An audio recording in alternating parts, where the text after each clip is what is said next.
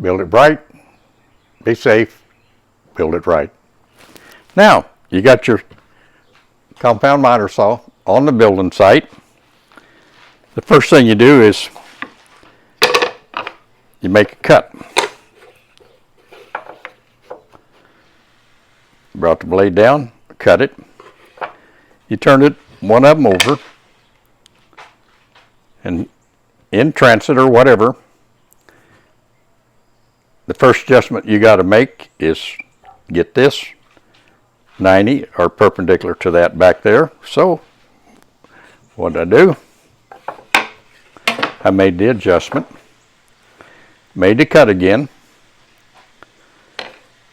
flip the thing over. It's now perfect 90. To validate it, I used that after I made the cut.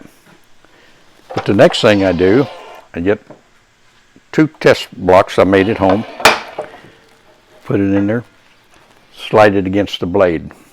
It is 90. To validate that it's 90-90, turn the thing over. Same thing like I did there. Now, I have this blade perpendicular to the fence. I haven't used any of this stuff that everybody else uses. I don't like it.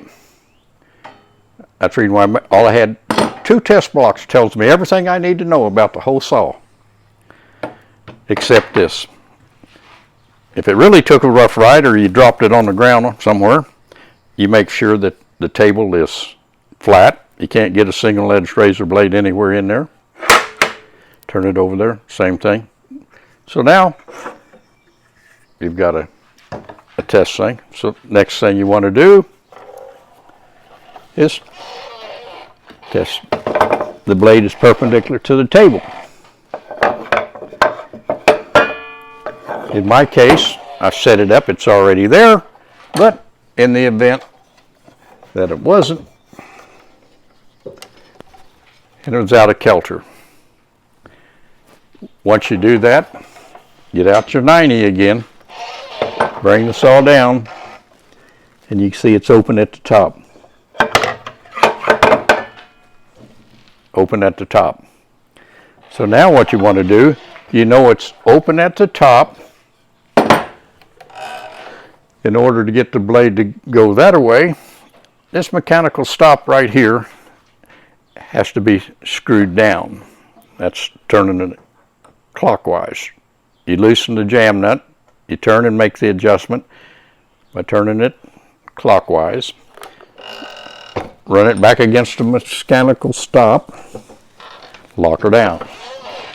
Run your test one more time with the wood. Perfect. As you can see, she can zoom in on there. The blade is now 90 to the top. So you adjusted this blade so that it's 90. You brought it down here, you adjusted it so that is 90. A lot of things on the job site is other than 90. So you take the thing over here, you set it in the detent, which is labeled 45. Well, you got this one right here. You bring her down, slide it up. 45. Doing the same thing on the other side. If you move it to the other side. So, what you've done, the other way, sometimes when I want to see something in low light or whatever, I bring the blade down, force it against the blade, 45, get out my 90, run the 90 up here. 90 and 45 is 135, which means it's a perfect 45-degree angle. Now, you've got the thing set up. You're going to go back. You made adjustment before I commence and build cabinets or whatever. I validate it one more time. So, after I validated it, and it's perfect, here's how is the final test. You've cut your 45s, you come down here, you squeeze them together. If everything's perfect, no gap, no gap, you can take these things, turn them over, no gap. Swap these two boards.